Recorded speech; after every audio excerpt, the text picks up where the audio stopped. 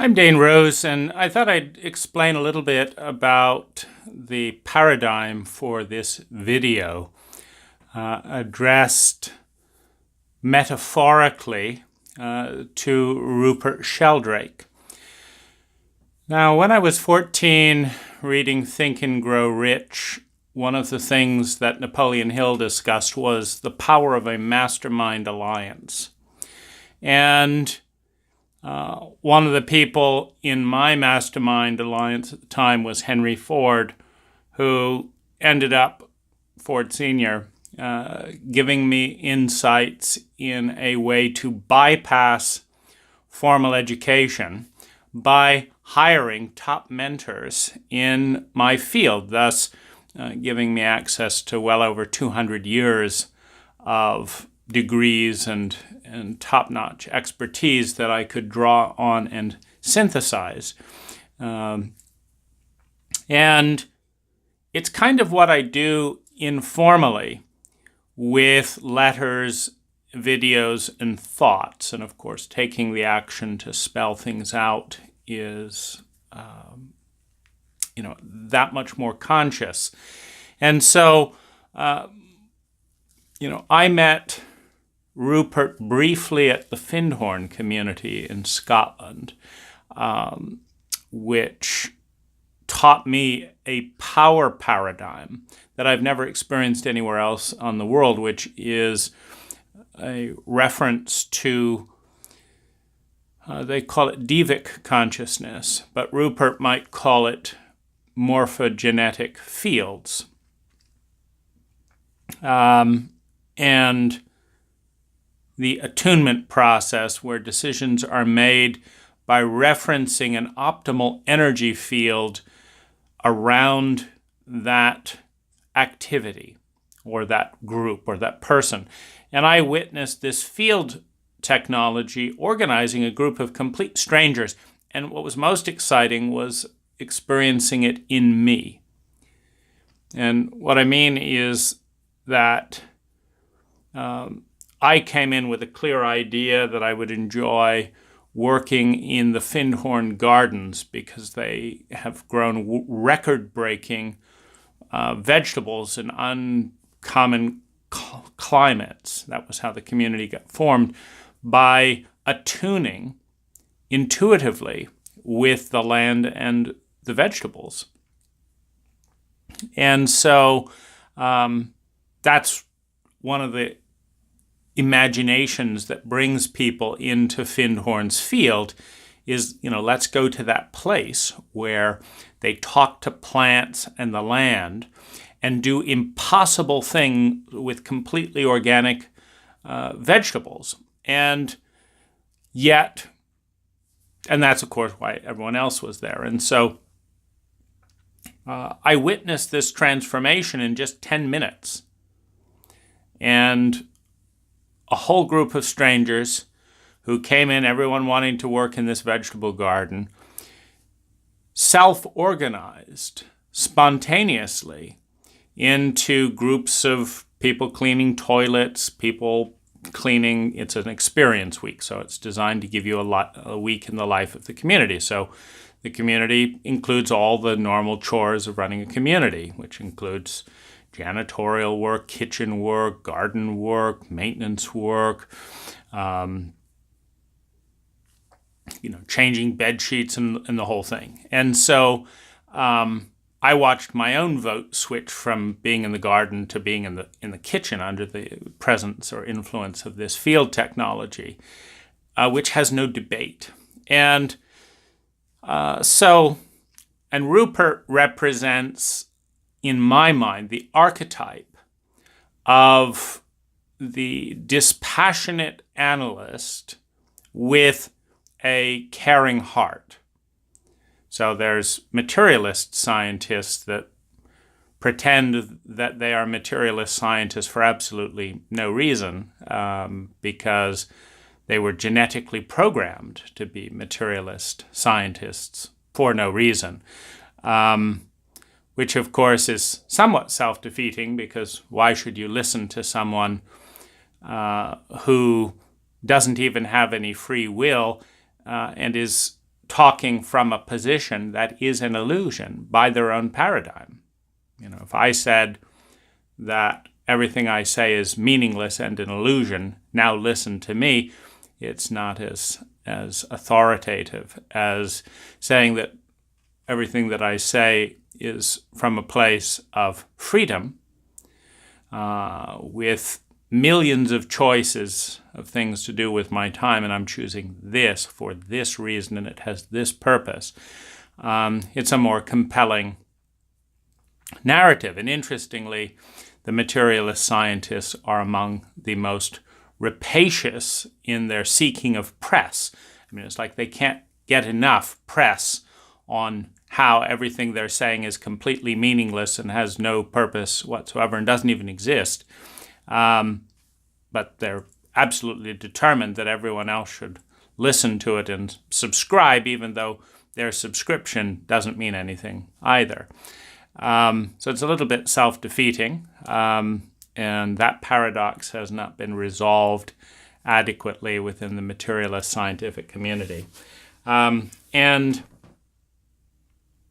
so this is directed to the part in my psyche that, is archetypally represented by Rupert Sheldrake. And I'll send it to him. I had a brief email exchange with him a year or so ago, and he was busy with his next book, which I'm now enjoying listening on Audible, which has got me thinking. So here's to the Rupert in my mind, and to the extent it lands and fits the Rupert in the outdoor world.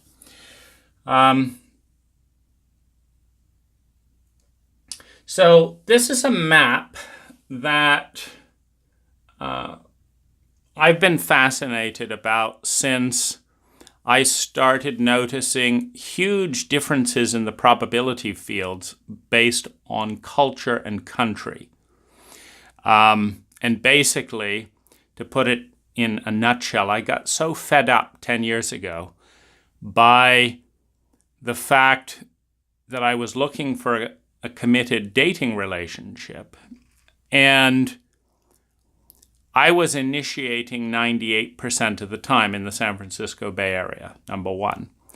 Number two, I had never received a 10 out of 10 initiation from a woman. Hello, Dane, I like what you've said here. I agree with this. I appreciate, these elements that I see here. I'd be interested in this kind of a relationship, and, are you open to connecting? I'd consider that a 10 initiation, and I had not received a single 10 initiation. But by my own standards, I had given hundreds of them. And this was irritating because as someone with early childhood attachment disorder, I think it's called clinically, but in a nutshell, what it basically means is that when both parents are not emotionally available and you go through trauma, often, the reason parents are not emotionally available is undiagnosed patterns of trauma in the family history that make both parents frightened of connecting with their emotional self. And so they're more likely to traumatize a child, particularly a sensitive, but they're also unable to repair it because they're terrified of their feelings, because they're terrified of entering the traumatic terrain that has not been mapped out within the American psyche. Meaning you go through kindergarten through old age as an American, and statistically speaking, you know absolutely nothing about emotions. You know absolutely nothing about trauma. You know nothing about the biology of emotions. And you know nothing about creating phenomenal win-win relationships, statistically speaking. So you know a great deal about money, and you know a great deal about political positions. And you know a great deal about brands and items by the time that you've exited the American paradigm, but you don't necessarily know anything that would predictably create, say, an 80-90% success rate of a high-quality relationship. And this has nothing to do with the individual, because as you go abroad, and this was my hypothesis, I had basically realized I was in a 1% probability field. So if I initiated 100 times in a good way, taking certain strategic approaches in environments that were more predisposed to conscious growth-oriented women, that there would be one that was somewhat cohesive in an enthusiastic response. And the enthusiasm is actually a big part of the alchemy of what I would call a 10x relationship at this point. But at that point, I might just call it a good relationship. Well, these are terrible odds. And I realized that the reason we have a culture of dysfunctional relationships, 1 in 7 Americans, that's in a domestic relationship, experiences domestic violence, perpetrating it, so 1 in 3. 1 in 7 is a substance addict. Like 1 in 1 is compulsive in some area. So these are all trauma triggers. So I decided that I found myself in this loop where I couldn't, because of the early childhood attachment disorder, the first few hours of any relationship, because a romantic relationship recreates the whole childhood dynamic. When you first meet someone, if you're in a natural place of flow, you're in a very young age. It's open, it's very humble and innocent. It's like there's a sense of possibility. And so those years have a template of incredible volatility and insecurity and trauma. And how many people respond to that is they either want to hold very tight or they want nothing to do. And America is a very distancing culture. And so the only way to have a relationship is you can't start a relationship saying, I want nothing to do with you. That's an easy pole in that polarity. It just doesn't lead to a relationship. So I would go through this period of needing to anchor solidly in the first 36 hours or separate. And almost no one could connect there. And almost no one could talk about that. And almost no one was interested in understanding or talking about this. So, it's just a complete setup for continual frustration and failure. And this was maddening, because if I could make it through those 36 hours, people would tell me that they've had one of the most conscious and interesting relationships of their entire lives. 40, 50, 60-year-old women would be saying, this is an incredible relationship, and yet this is 99% failure rate of reenacting that rift of being unable to bond.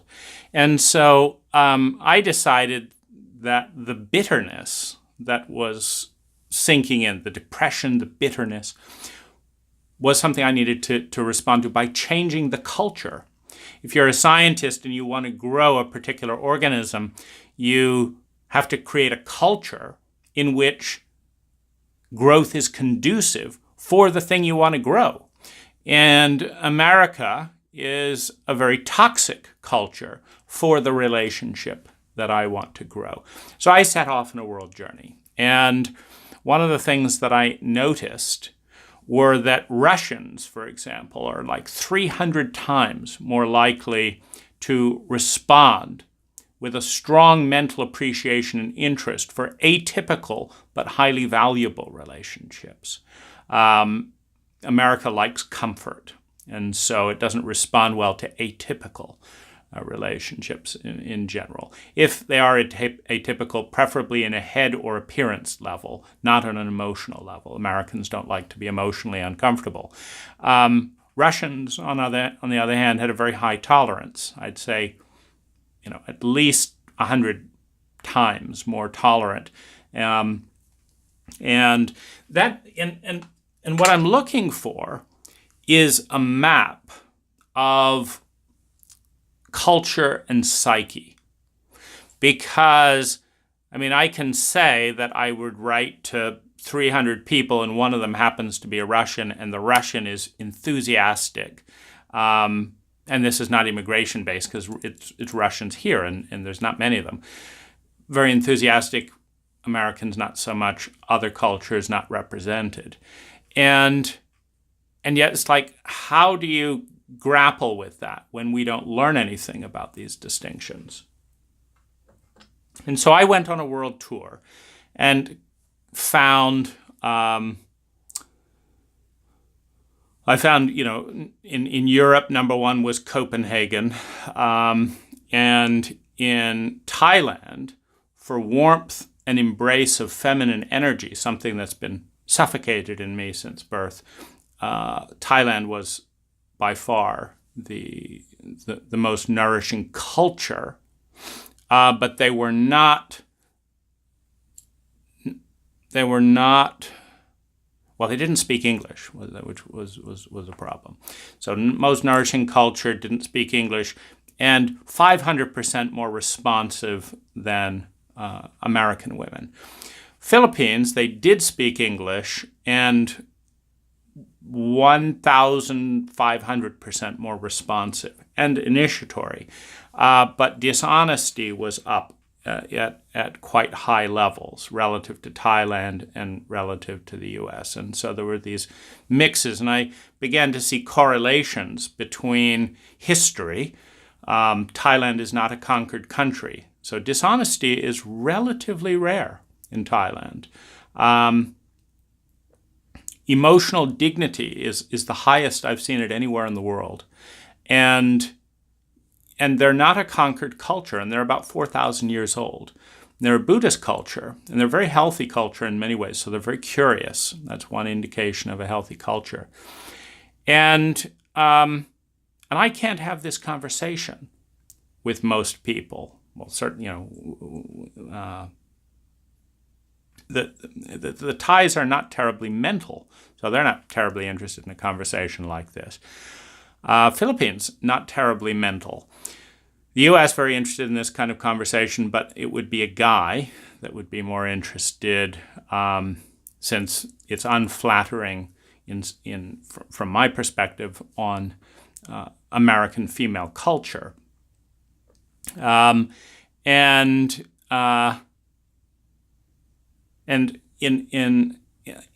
Copenhagen, there's a much more calm, even tone. There's much less emotional volatility in Copenhagen, in my experience, than the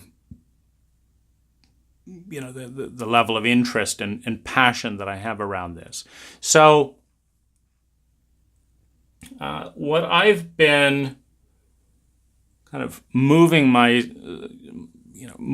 towards, and what occurred to me as I was listening to Rupert's book this evening, is how to fuse and create the science of culture.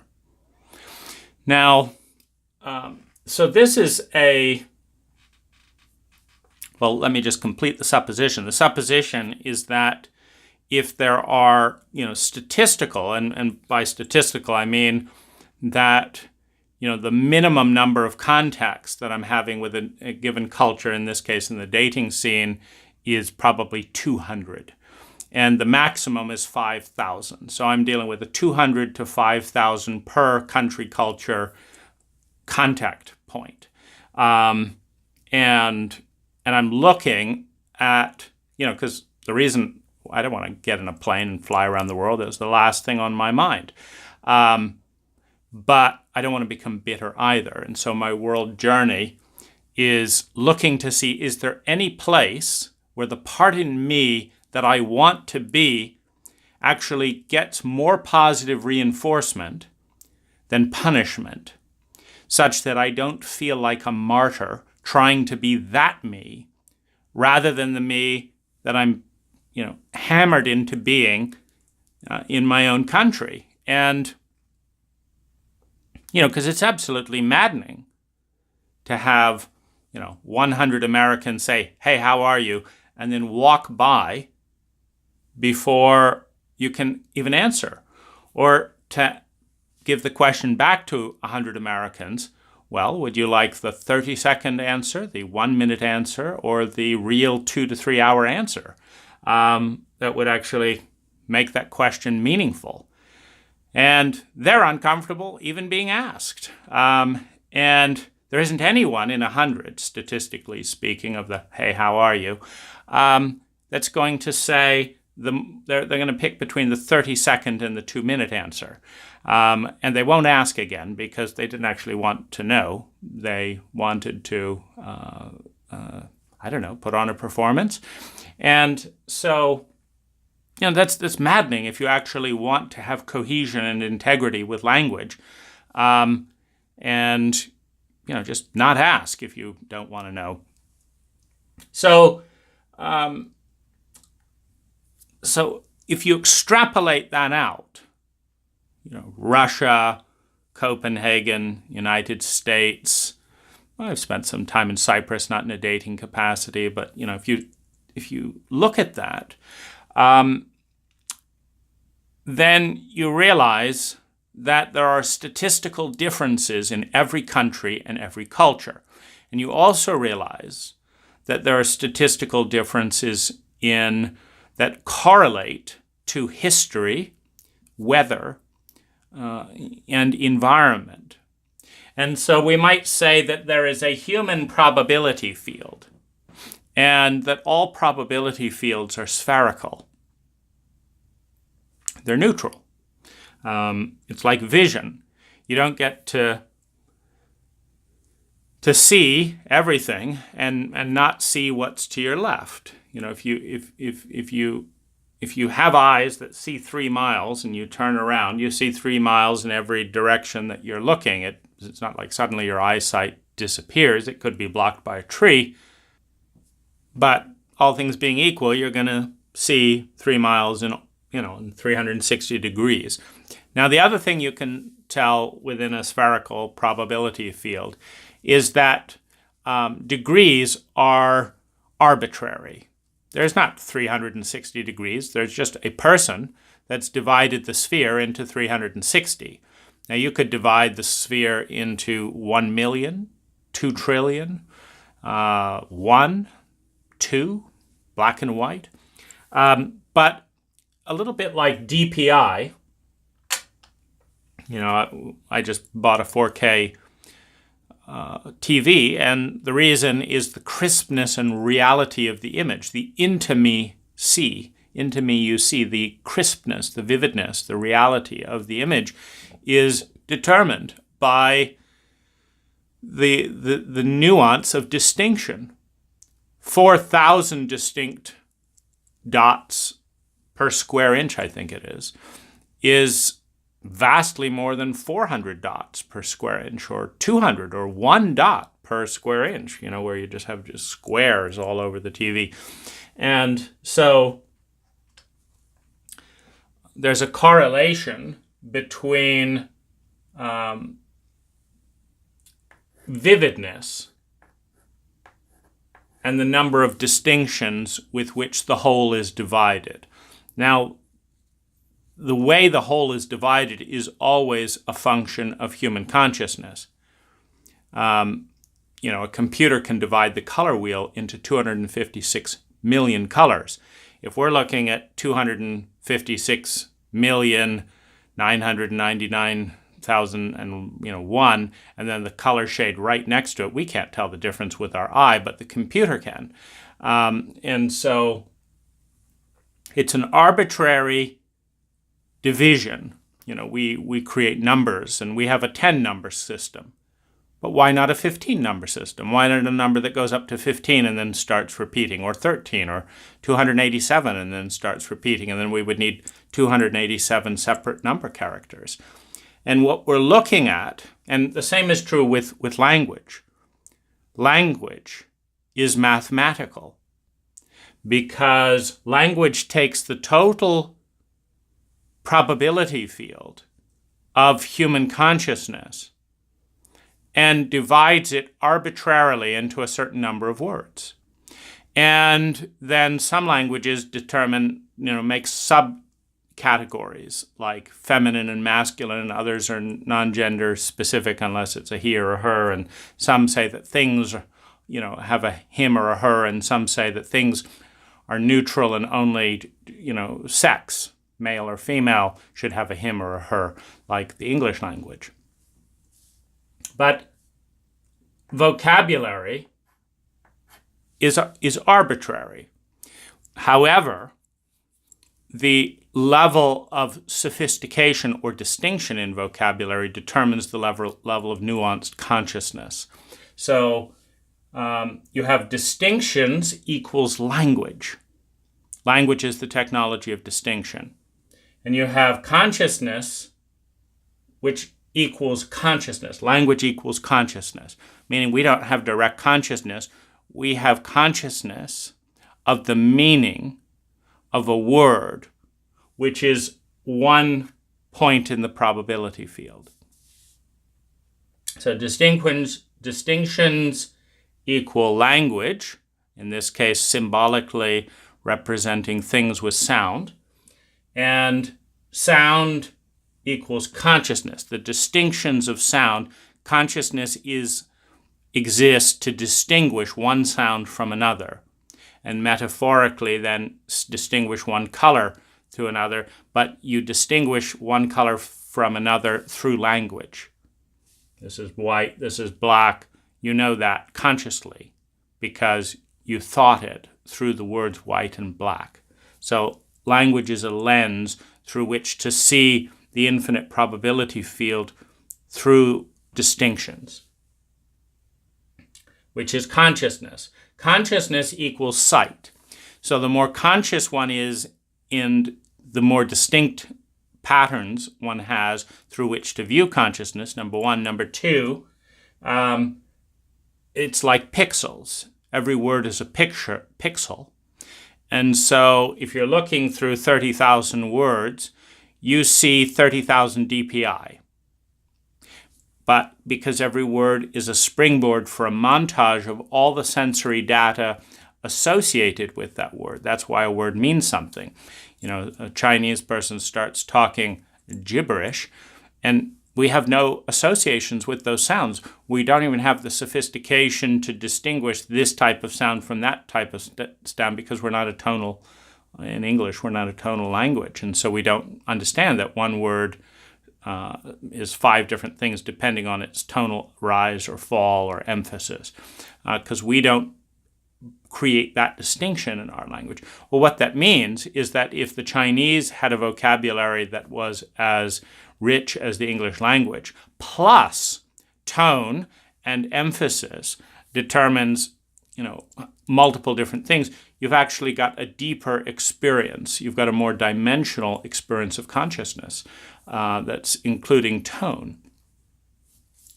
So consciousness equals sight, because we see through the distinctions of language, just like we see a TV through the distinctions of the pixel colors. And then sight equals self-awareness, because as soon as we see something and we say, okay, that's a table, there's another part of us that says, well, I am the one who sees the table. And so sight, the ability to see things, creates the distinction between that which is the one seeing it and what is seen. There's a distinction there. So we don't exist consciously until we see something. So sight equals self-awareness. That, the light is bright. And then who's the one looking at the light? Well, that's me. That's not the light. Okay, so now I exist as the one who sees the light, which equals the witness. So self-awareness equals the witness. And the witness equals transcendent or transcending distinctions. But it's a little fuzzy because the witness is the part where, you've defined everything. And then there's this part that's watched it all. That even if you try and define it and say, well, I'm the part that watches it all. Well, who's that? That's a difficult thing. There's a part that's outside the set, the one who's watching it all. And set theory suggests you can't fully understand the theory until you're outside the set. And we're not outside the set of self. And so we can't fully define the self. So we exist in that we're the one who watches. So equals transcending distinctions, which also equals transpersonal, because ultimately, when you clarify, and this is what emerges as the transpersonal and neutral witness in the Buddhist consciousness, where if you have two people and you're both witnessing the role you're playing, the archetypal energy you're in, the emotions and feelings you are hosting, the thoughts you're hosting, if you're both identifying in Rumi's language as the guest house, then you have a space in which you also have space for the other person's roles and values and distinctions. But you both know that you're not the roles and distinctions. And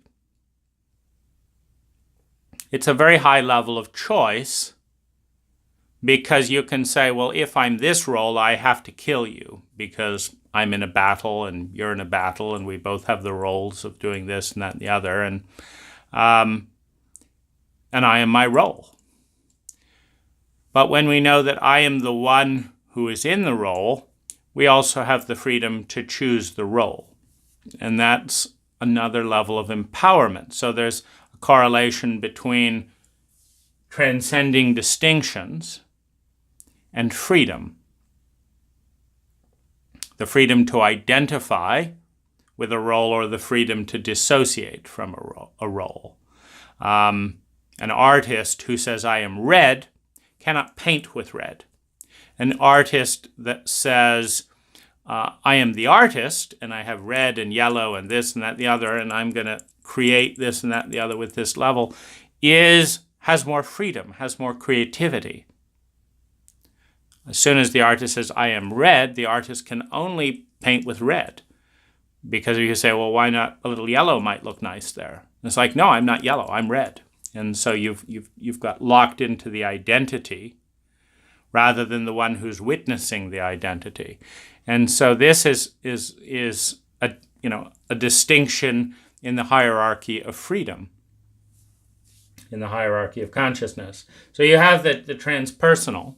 And when you step outside of the personas, rather than saying, I am this persona, when you step outside the personas, you can paint with the personas, which is very close to a sociopathic state. But when you are all of it, so the sociopath is none of it. He's not you, he's not his body. The person in the sociopathic state, dissociated, which is a tremendous sense of freedom.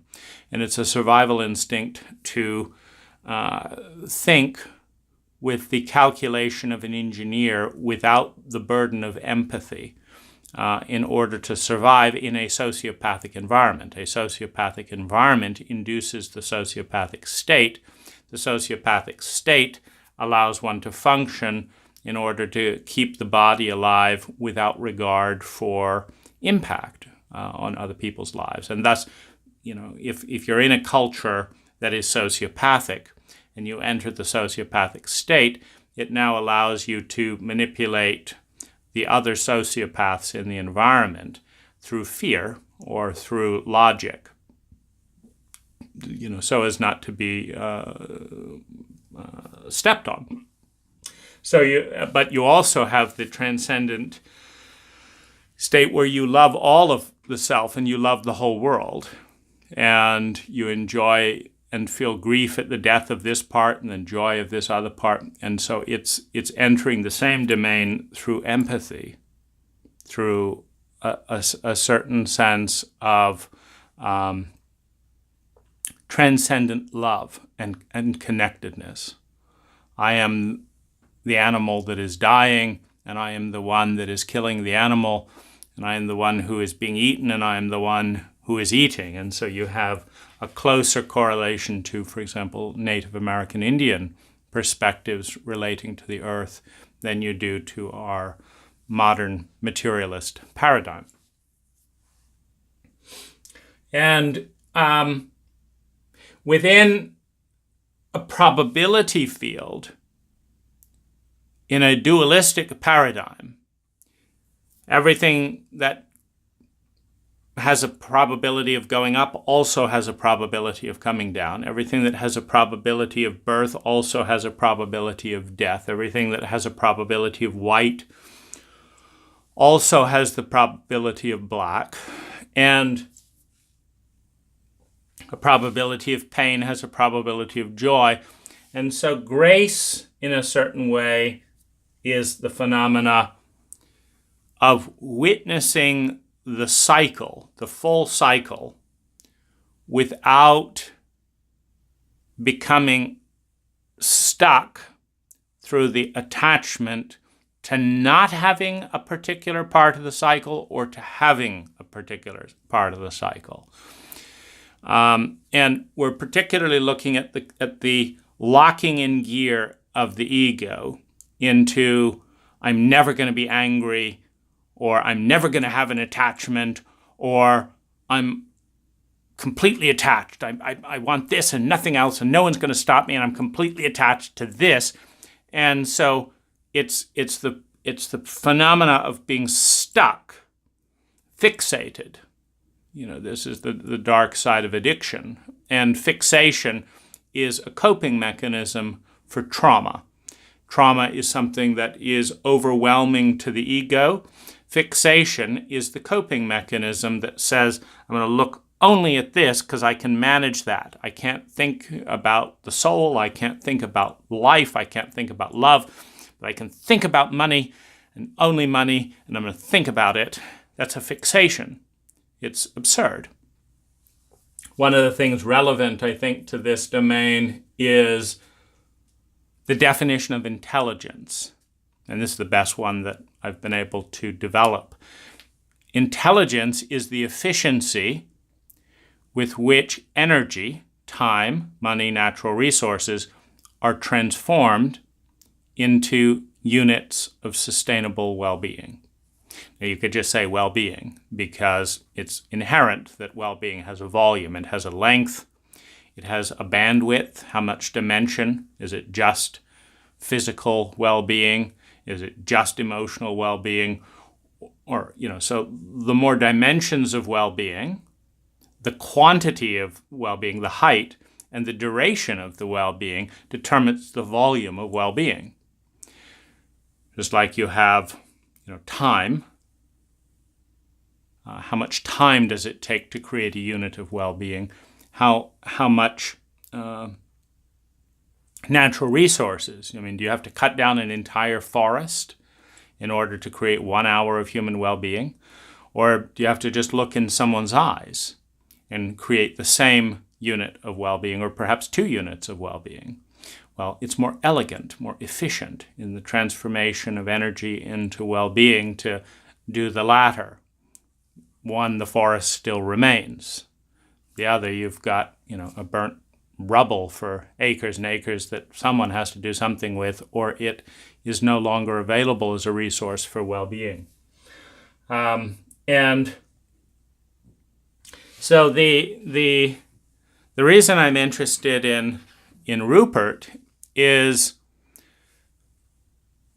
this quadrant within the human probability field, within the human psyche, of attention to detail, of love, of profound, nuanced observation, of pattern recognition, and of objective rationality, looking at mathematical formulas, not fudging the numbers to, it's easy in a business if all you had to do when you're losing $10 million a month is erase expenses $100 million and put in expenses $50 million, and suddenly you're gaining $40 million a month on paper.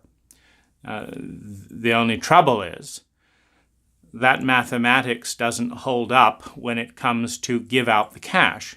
It holds up on the books if you don't add things up and you just look at the totals. So if you really care about something, you don't lie about it. Because lying is like giving someone a faulty map. The map is obviously not the reality, it's a representation of reality. And so if they're in a hurry and you just draw the map to say, New York, 5 miles distance, but it's really 3,000 miles, giving someone a map may encourage them for that 5 miles, but then they're lost because they know if they look at the odometer, it's been 5 miles, where is New York?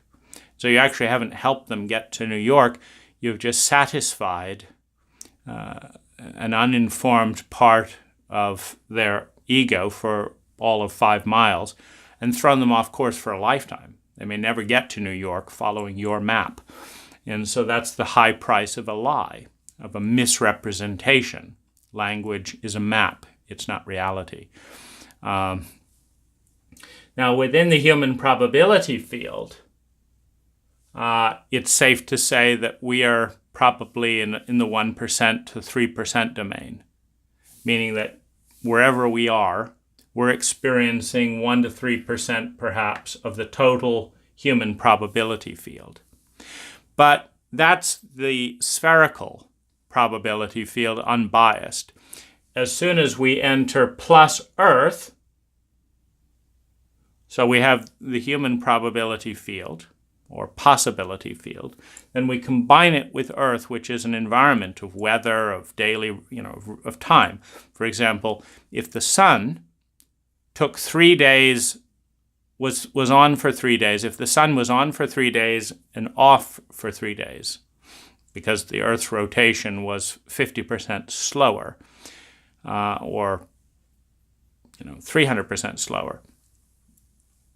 If the Earth was cycling at a smaller rotation, we would most likely be developing so as to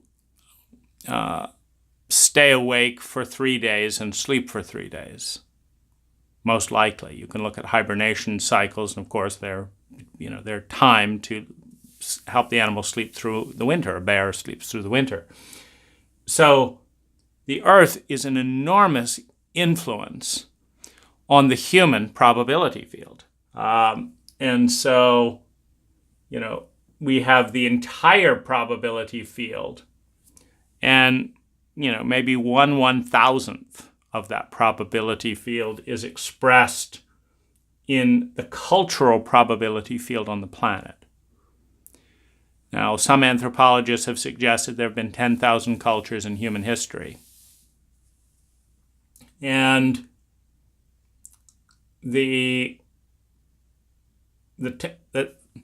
so that's 10,000 expressions of human consciousness. So we're in a cultural probability field of 10,000. However, we can't grasp 10,000, and this really is what determines the level of viewing experience we have of reality. The level of depth perception and nuance we experience is correlated to the amount of distinction we can hold in our consciousness.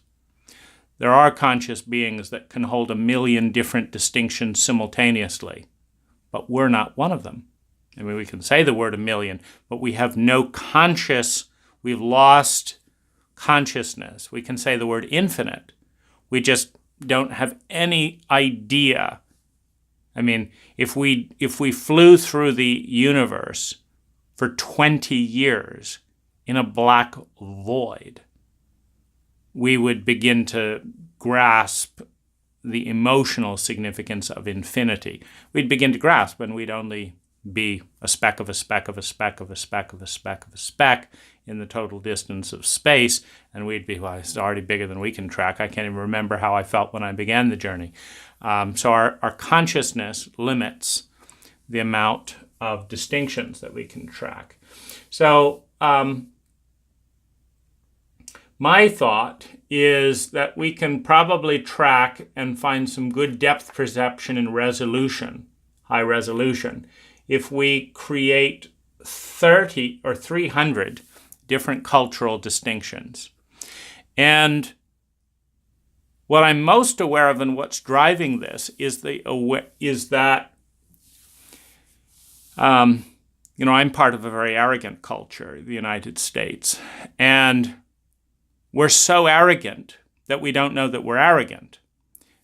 And one of the ways that you can tell arrogance is self-referencing. So if you only reference yourself, and you're in a very tight loop, you can tell the problem and the disease by looking at nature. When family members have sex and procreate and reference themselves, like, oh, you're the most beautiful person in the world, and you have sex with your child, and your child, has sex with their child and their brother, and, you keep it very tight. That's a self-referencing genetic pattern. And it's a very diseased pattern. It doesn't go out and strengthen itself by what it doesn't understand that it is. It's too insular. If you just drink your urine and drink your urine and drink your urine, you'll get sick because it's a self-referencing pattern. So the most complex patterns, take the urine pattern, you dilute the urine in water. You filter it through some grasses.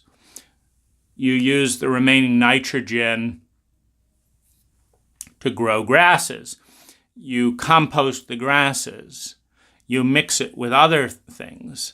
And then you put that on your farm soil. And then you eat the food fertilized by that soil. And in other words, the more steps and the more complex the pattern of digesting before you eat yourself, the healthier it will be. Because it's not like the human species hasn't grown out of a similar genetic pool.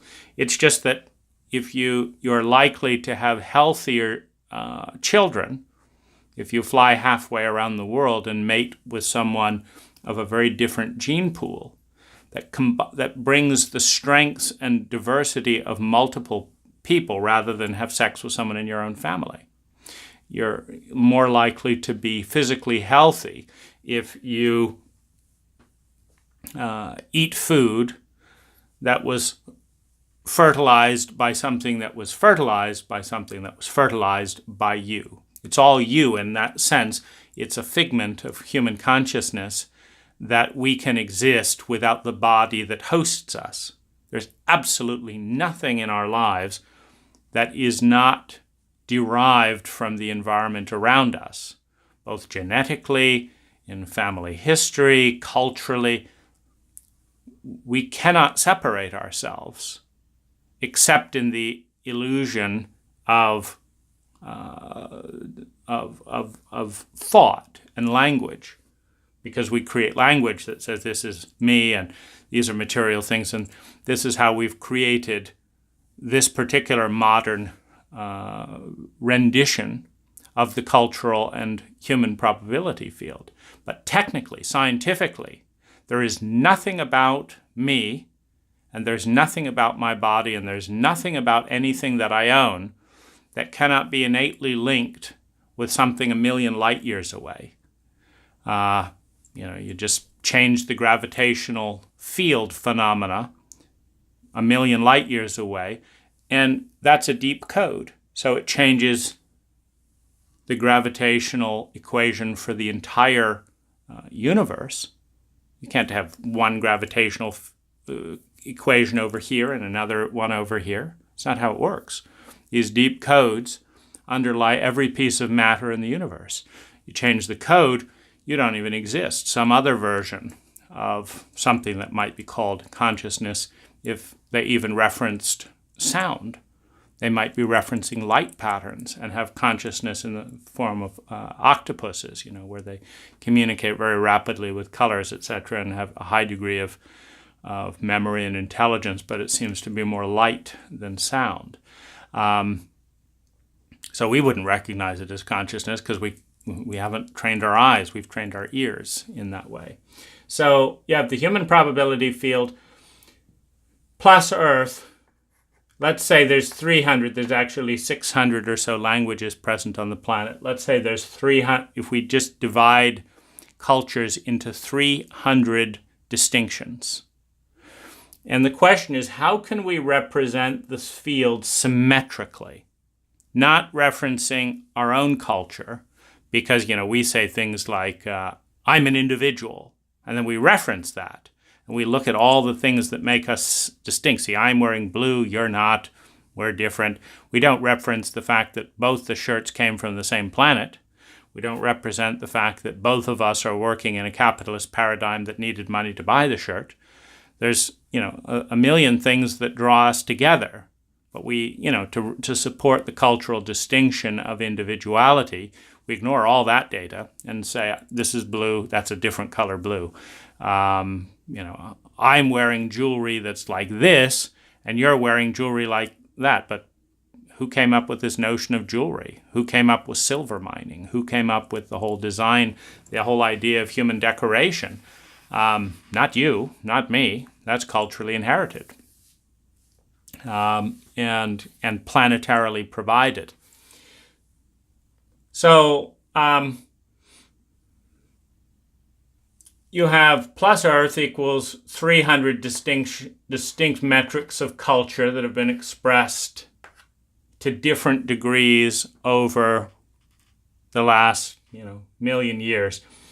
And then within a culture, you have plus Earth equals 300 distinctions of different culture. Then you have also a specific culture which gives birth to hundreds of roles. And each culture's roles also determines where on the human probability field an individual or a culture is. For example, we have truckers. They represent a noticeable segment of the employment. So there's a role called someone who gets into a big vehicle and drives around. We have road builders, people that make roads for the vehicles. We have car manufacturers. We have car financiers. So we have roles that support the kind of culture that we're in. And a culture divided by roles equals personas, because the personas are a probability field within each person within the culture. So if there is a truck driver in the culture, then we have a relationship with the internalized truck driver within the given culture. And the relationship is there so that we can say, yes, I want to be a truck driver. No, I don't want to be a truck driver. I like the smell of trucks. I don't like the smell of trucks. I like the sound of trucks. I don't like the sound of trucks. And that's me. And so we're locating the dominant hierarchy of inner personas, the internalized, microfractaled version of the culture now is within the individual. I am not a trucker, I'm a this. I'm not a business person, I'm an environmentalist, I'm a this. But these internal personas, the level of consciousness we have of these internal personas is determined and correlated with the amount of consciousness within the culture, which is correlated with the number of roles in a culture. So the number of roles determines the complexity of the culture. A culture that has someone who blesses meat is more sophisticated in distinction than a culture that doesn't have someone who blesses meat. A culture that has someone whose job it is to determine the sole purpose of every child is more complex than a culture that doesn't have anyone to inquire about the sole purpose of that child. A culture that blesses, that has someone's role to bless a new baby is a more sophisticated, meaning more complex, more distinct culture than one that says, baby's born and we don't really do anything about that. A culture that includes ritual is more complex than a culture that does not include ritual. A culture that has a wider vocabulary is more complex than a culture that doesn't. So the individual is conscious of their sympathy, antipathy, and synthesis of all of a given culture, which is determined by the intersection of human consciousness on Earth.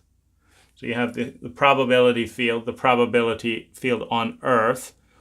You have, to some extent, the spherical nature of the probability field represented in all of the cultures on the planet. So there's more yin cultures, like my trip to Thailand, there's more yang cultures.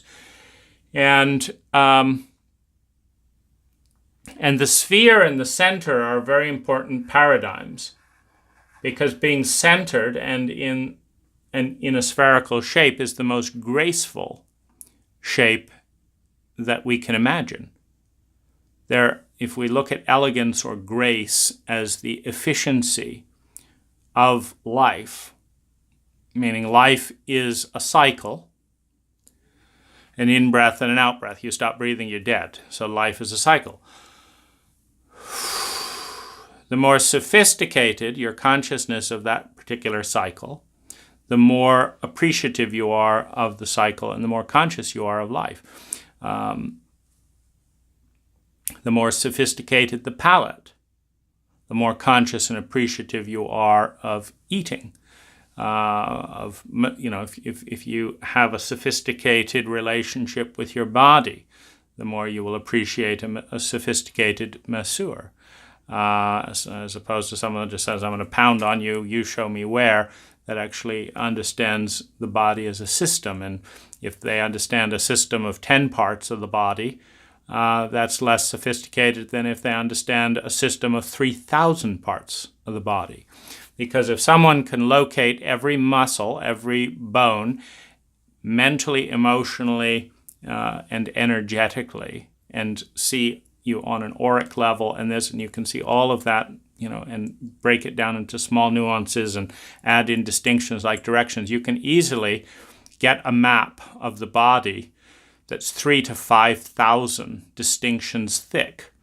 As soon as you're dealing with a map of the body that's 3,000 to 5,000 distinctions thick, you can recognize sophisticated patterns that are not visible unless you get to over 1,000 distinctions. In other words, if you have a distinction that's too thick, you've got two distinctions, and you interact with this here, this entire pattern has only one contact point. This one bit of this line happens to intersect with this distinction. Everything else on this entire pattern is invisible because it does not intersect here. And even if we made this line a bit lower and it intersected here, you would not understand the paradigm of a 5-pointed star in a 2-distinction paradigm.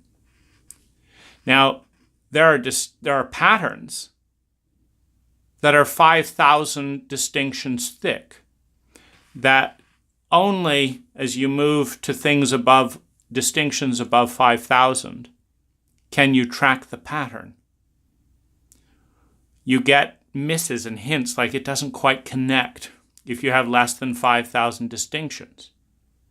It's like you can't call it a line. If you have a distinction here, and a distinction here, and a distinction here, you can't say for sure that this is a line. If you have 1,000 distinctions all the way along here, well, it's pretty clear that it's a line. But if you have 5,000 distinctions, it could be that this line actually goes like this. And all you see is the intersecting connecting dots. And it's actually interacting in between the dots miles long. But you don't see that until you have 5,000 distinctions on multiple dimensions. Now, if you have these types of dimensional awarenesses, a pattern, things look very different. The line turns into a wave as you have the pattern of oscillating current or amplitude. And this is one explanation for why you can have 2 weeks of dreams in 10 minutes. That consciousness is taking a wider spread of bandwidth between moments, such that rather than connecting a dot and then a dot, it's actually going into a chaos relationship with hundreds of thousands of dots in between those two dots, so that by the time it gets from here to here, a week has gone by, and it's a second in the linear time framework.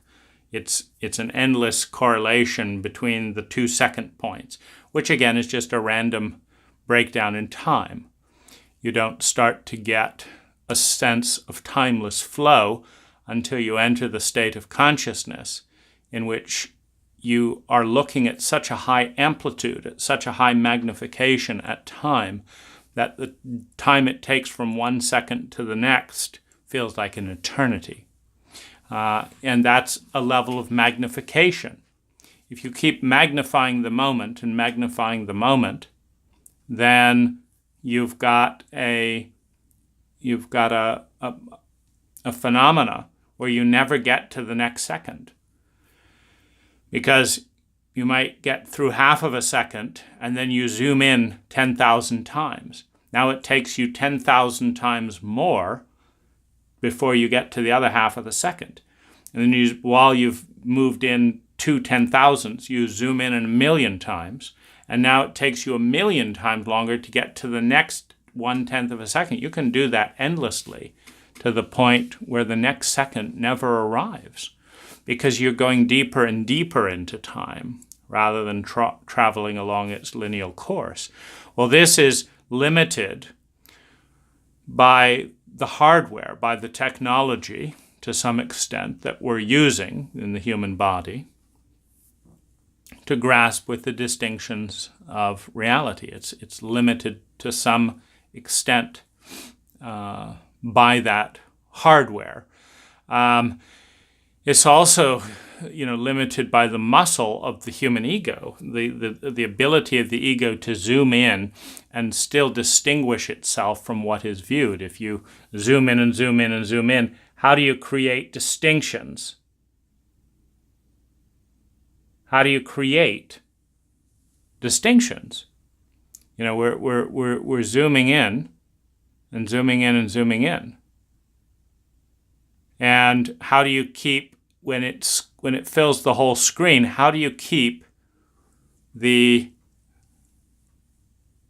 sense that I'm the one watching that, as opposed to I am a white line because I've zoomed in and I can't see all to the left of me is white line, all to the right to me is white line. I can't even see if it's a line. I'm just white.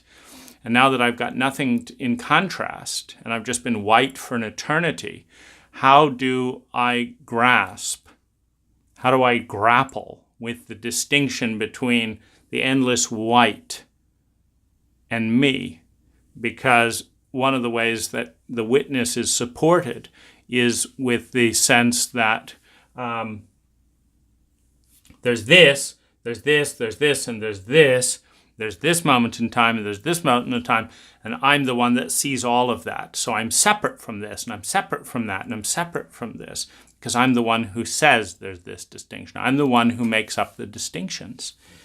So the inner personas mirror the personas of the culture unless you cultivate unique inner personas outside of the culture. But it's not necessarily clear outside the culture, because if I didn't live in a culture that had a free press, I'm sure Rupert Sheldrake would be banned, not only from giving TED Talks, always a good sign when someone very competent is banned. You understand that you're in that taboo terrain that the culture doesn't know how to deal with, and doesn't want to deal with the fact that it doesn't know how to deal with it. And so it scapegoats certain individuals. So if you're in that category that's being scapegoated because of your competence, you know that you're transcending your culture, which means you're more sophisticated, more free than the people that are self-referencing. And so that's what picked up my interest in Rupert again, was his banned TED Talk. Because you can't spend more than 5 minutes with Rupert without seeing his intelligence, his ability, his range of distinctions. Well, that's the DPI with which the world is viewed. Now, if you can look at a photograph at 4K, you can zoom in, and you can study patterns. In fact, the entire universe is represented in a finger. If you can zoom in to every dimension of a finger at every point in time, you can see and extrapolate the entire universe. The universe is holographic and fractal in nature. And so the more sophisticated the viewing technology, which is correlated by distinction, which is correlated with language and consciousness, the less of reality you need to understand the whole from the part. The whole is represented in the part, and the part symbolizes the whole. But you need to be able to have a very high magnifying capacity on multiple dimensions before you could extrapolate all of life from a single finger. But you can do it. And this is why the quality of distinction is it's an important metric of intelligence and resource. And so you can't spend time with Rupert or listening to Rupert without marveling at the quality of distinction, at the bandwidth of pattern correlation. We've got points in time from Greek history to the present. We've got domains from sports to petals of flowers, from biology to science. We've got arenas of politics and money and this culture and that culture. You have a very large vocabulary. So you have a very vast, granular representation of distinctions. So when someone with enormous distinctional and cohesive grasp is outlawed, it is always because they threaten the simplicity of the predominant paradigm. Now, that's also within the probability field of Earth, because the degree to which the known is clung to correlates to the amount of unresolved trauma within the culture. So in a highly traumatized culture, the greatest fear is of the unknown. Why? Because trauma is the most devastating experience a human ego can have. By definition, it is in the unknown. Meaning if you haven't resolved trauma, it can happen again. Where is it most likely to happen again? In the unknown. That's where it happened before. There wasn't anyone that said, gee, in 2 weeks from now, my dad's going to rape me. And when he does, I'll feel completely helpless, miserable, blah, blah, blah, blah, blah. I could leave home. I could do this. I I think I'll just stick around and be traumatized. No.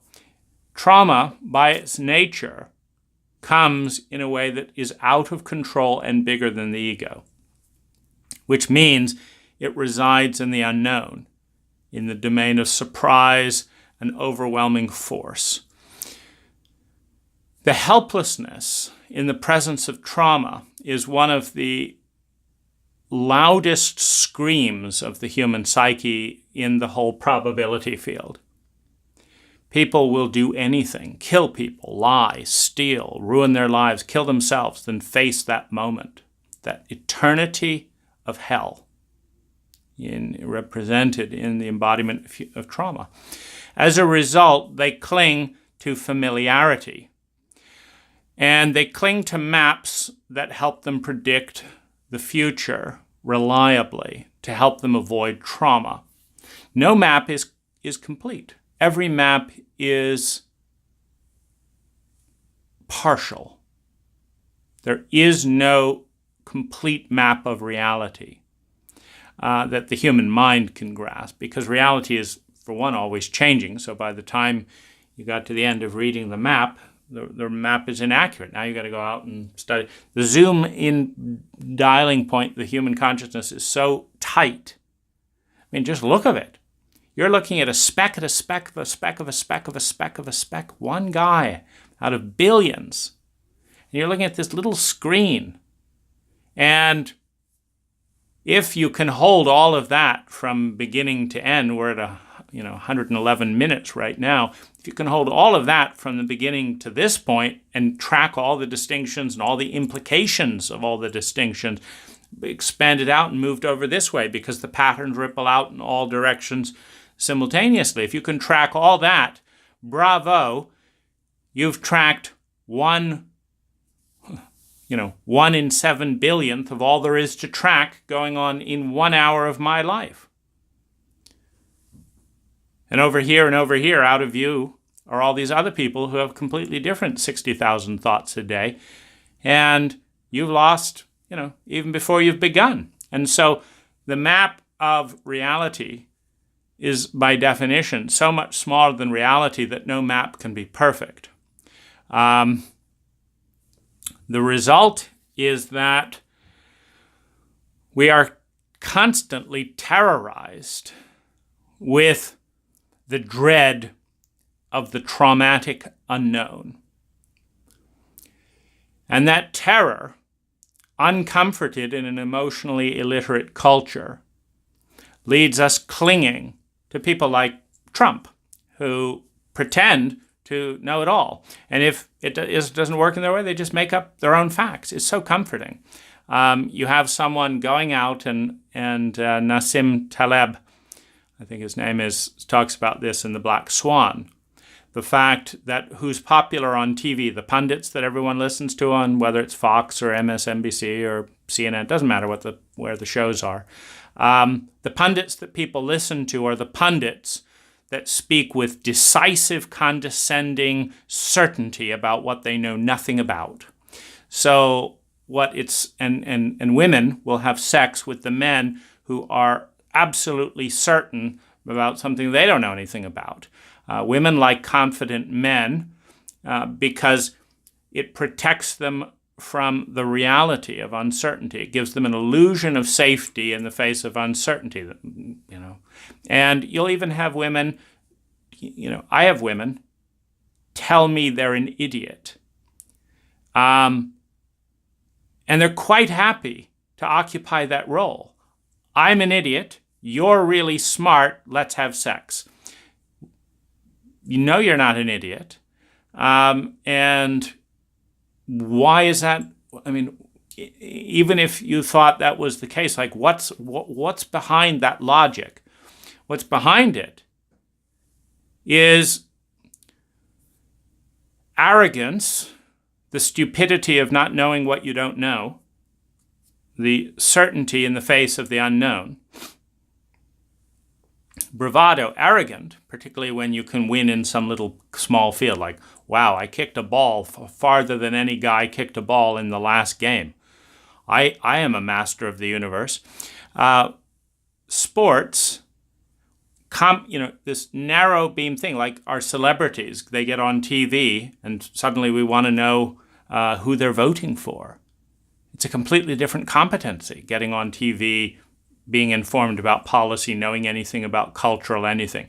So, but what we want to do desperately is we want to avoid the overwhelming terror of the unknown, the overwhelming terror of uncertainty, the dread of the trauma we anticipate will be reenacted that we don't know how to deal with, by pegging our future to the opinions and actions of people who are so dumb they don't know that they're dumb. The more intelligent you are, the more you realize you don't know anything.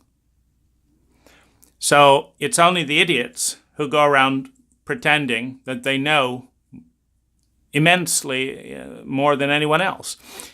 Okay, so now the crowd phenomena follows the idiots. That is the reality. The people that are most asked on talk show hosts, etc., are the most arrogant and pompous and certain. And they represent the establishment. So one of Richard Dawkins is someone who's immensely irritating to Rupert Sheldrake because he's in this domain of pontificating about things he doesn't know that much about. But he's in that domain. He's male, he's white, he's big. That gives a certain sense of certainty if you're terrified. And he's got good degrees and good positions, and he completely represents the establishment, not contributing an incredible amount, contributing some, certainly, but nothing like the innocence, nothing like the humbleness. You see, the fool, the innocent one, when you have to, the doorway into heaven is as small as the eye of a needle. What that means, in all the various metaphors throughout all of Earth's mythology, is that the widest view, the widest aperture of the lens from I know everything, I don't even have to look, is I know nothing. Now, if you know nothing, then you're constantly observing patterns on multiple dimensions and you're learning. If you know everything, you're not learning anything because you already know it. Your aperture is narrow and it's self-referential. Now, we need narrow beam lens because we can't, it's like you can't get into a car and say, I have no idea what will happen when I turn the key. I mean, the last 3,000 times I've turned the key, the car started. But I'm a fool. Who knows? Maybe it will turn into a chocolate cake. Let's see. Oh, my goodness. I want a chocolate cake. Let's go turn the car key and see if it turns into a chocolate cake. So it's incredibly useful to understand deeply ingrained repetitive patterns and to have belief in the repetition of those patterns based on, sophisticated, pattern technology, pattern recognition technology of the past, the present, future, the understanding of the laws of physics. And there's a 99.9% chance this car is not going to turn into a chocolate cake. It is going to start up and then be available for transportation. So that's very useful. The trouble is that there is so much more that we don't know than that we know. 99.999% of reality is not only unknown, it's unknown. We don't even know that we don't know it because the reality is so much bigger than what we know, and it's so much bigger than what we know we don't know. And so, it's worthwhile to be humble and to be present. But nonetheless, even though they are wrong worse than 50%, meaning the most confident and arrogant people pontificating about the future on TV and politics or whatever, are wrong more often than they are not. But they are still welcome back and they are very popular because people would rather take another bet on someone that's constantly wrong, who's pretending that they know exactly what's going on and why, than they would like to take a bet on someone who says, first of all, I don't know. Second of all, it's more complicated than this program has time to explore the variables. And it's about 60-40, as far as I can tell, based on this and this and this. And that's all I can say on it. That's not very unsatisfying, because it means people have to think for themselves and make up their own opinion, read all those facts and stuff, and it just constantly reminds them of how big the world is that they don't know. Or they learn how ignorant they are, which increases their terror on trauma. So when you have someone like Sheldrake who is challenging the underlying paradigm of the entire Western system of life by pointing out inconsistencies in scientific dogma and in capitalist dogma and in materialist dogma, so three primary paradigms, he is violently hated by everyone who doesn't want to face the unknown. And the people who attack him will be supported by a majority of people for the simple reason that that's what is giving them the support, meaning idiots know that they don't know stuff. And they also watch people who will follow them anywhere. I mean, Trump has both an understanding of this dynamic and enormous disdain for his own people, because he knows how to manipulate people, and he knows that there is 30% of the country who will follow him over a cliff. And he'll be there like, jump off the cliff, it's all going to be, I'm going to take care of you, don't worry about a thing. You may have seen those people being killed by me back there. You may have seen me lie over here. You may have seen me lie any of the 16,000 times I've lied in office. You may have noticed this. You may have noticed that. You may have noticed that I don't stand for a single thing except the constant willingness to say this is the way things are and that's all there is to it, and I'm not going to listen to anyone else and I'm going to lose my temper. Well, that's the kind of confidence or stupidity, it's hard to say which, that everyone who's feeling unfrightened of the unknown is desperately seeking. And when he knows he can just tell them to go over a cliff and they'll follow him rather than face their terror of the unknown because they're a traumatized culture. If you have an untraumatized culture, they'd be interested in giving him medical treatment. They'd be compassionate. This person is dissociative. This person lacks integrity. They lack integration. They're incredibly incompetent. They feel terrified. They're desperately seeking approval. They've lost touch with reality. How can we help? But in a terrified culture, and this is, where it's all contextually dependent, in a terrified culture, Trump is desperately clung to as a savior in a chaotic world in the fear of the unknown. Now, the thing that I'm interested in doing on a scientific level is creating the 300 cultural distinctions that that are equally spaced in the probability field of all cultural metrics and dimensions. 300 cultural distinctions. And I'm interested in creating 100 distinctions of well-being, human well-being. Number one. And the key is not to be self-referential. This is why the archetypal energy of the sphere is so important. Just because this cult says that money is the be-all and end-all does not mean that it is. It just means this cult says it is. And so, money might show up on was one of 100 points in well-being.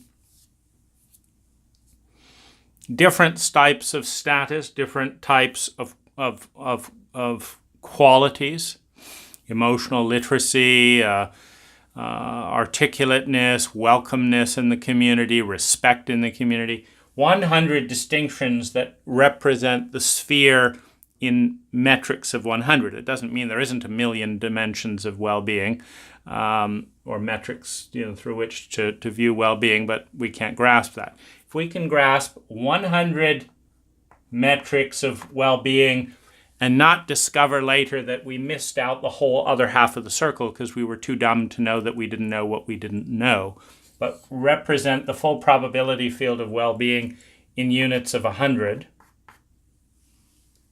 and the full cultural probability field in units of 300. Then we can measure the Earth's cultures,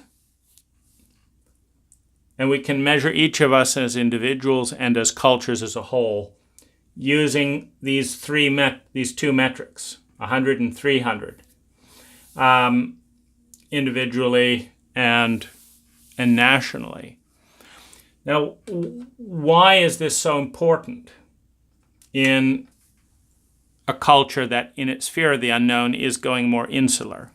National movements are very strong right now because people are afraid of the unknown and they don't know what they don't know, but it frightens them because, again, it represents potential surprise, which represents potential trauma, or probable surprise and probable trauma. It also represents probable growth and probable joy, but when you've tasted unresolved trauma, your whole world is not about the joy that might be out there as well. It's about avoiding that. It's a fixation, which is what makes it a dis-ease, which is why we need technology to defixate people by healing and integrating trauma. I think it's the single biggest pivot in human evolution. If we have 100 distinctions in well-being and 300 distinctions in the probable field of culture on Earth, and they are placed evenly, it's not like the first second on a watch is 10 seconds worth and the next one is 1/10 of a second worth, that they're evenly spaced. Then we can start measuring the well-being and the cultural location within the larger human probability field of every country and every individual on the planet. In the process of doing so, we will become conscious not only of the inner personas that correlate, but of the self-awareness that is separate from that. Third, we will both traumatize ourselves by facing the unknown, but we will also, if we can do this scientifically, we can measure the relative value of each of these points. In other words, we can say, for example, as I noticed, that the Russians may be incredibly cold emotionally, but incredibly stoic and incredibly intelligent and curious mentally, such that they'd be very interested in an uncomfortable, an unusual high-value experience. And we could say that there's a unique opportunity within the Russian culture to explore certain phases of the human probability field that an American statistically can't do. And an American can do something statistically that a Filipino can't do. And a Thai person can do something statistically that neither a Filipino or an American or Russian can do, and vice versa. When we can start to understand cultural strengths relative to one another, referencing the probability of the circle and the innate trust in the intelligence of the sphere as the most graceful of all shapes, then we can start partnering as both individuals, because this needs to be done within a family system. There's, one of my brothers can do something that no one else in the family can do emotionally. Another brother can do something else that no one else can do emotionally. Then we can reference these things within the larger circle from a scientific point of view, where we can see, because where this ends up from a scientific point of view, from a cultural point of view, to the degree that we're traumatized, we will continue to put down other people who are different than us because they represent the unknown, which threatens us with the reenactment of trauma. But from a scientific point of view, you will say, you're 5 inches south, then you're out over here, an inch from the rim, in a pattern like this. That makes you the most uniquely valuable person to do this particular role within the probability field of the species. And how can that be maximized? Going back to the definition of intelligence, is the efficiency with which energy is transformed into well-being. We need a new technology to unlock a 10 to 20-fold increase in human well-being.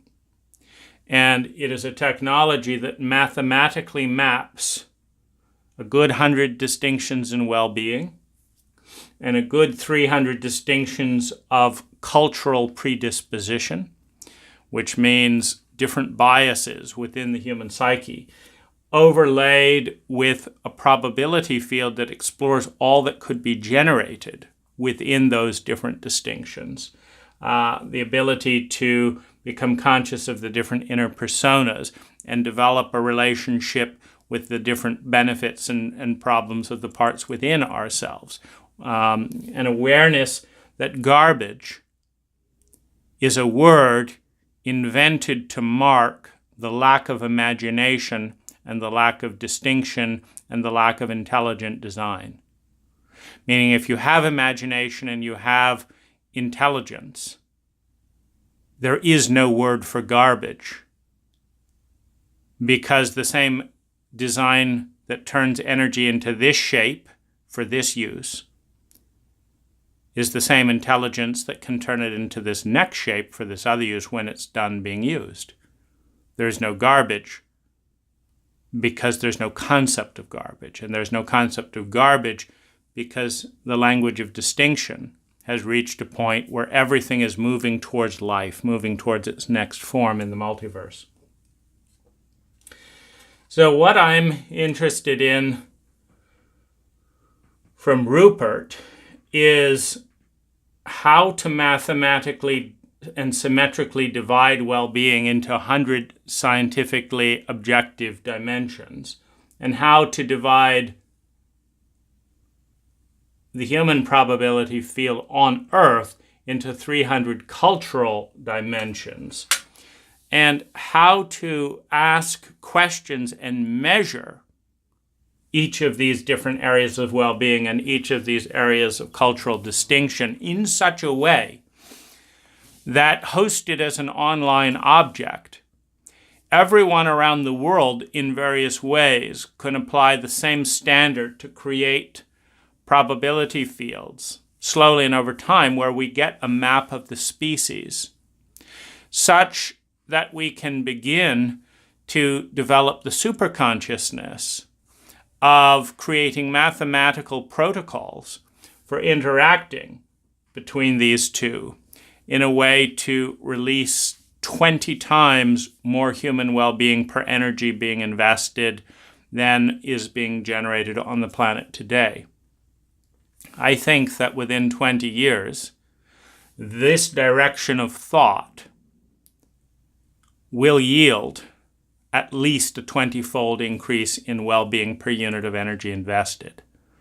But given that we're somewhat limited within the scientific paradigm, we need a scientifically objective framework that is not religious, that is not dogmatic, to map the circle in the same way you look at a sphere and you can see if the lines are symmetrically divided. Just by looking at it takes you an instant. The trouble is we are culturally illiterate, and we are emotionally illiterate, and we are well-being illiterate. And so we can't look at a spectrum of well-being and instantly say, that's too close to that other line, or all of your well-being metrics are up in the upper left corner.